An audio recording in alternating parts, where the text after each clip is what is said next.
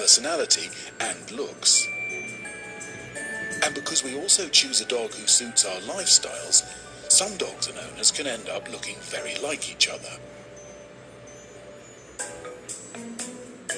Take these three owners and their dogs.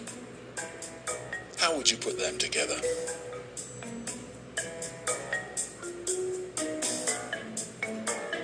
Here's the answer.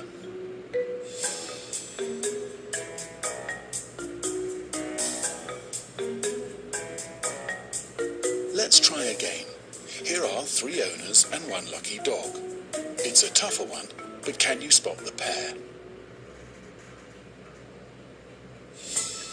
If you got it right, then you're one of the many who can match a dog with its owner 80% of the time. In fact, the same study revealed the average dog outlives the average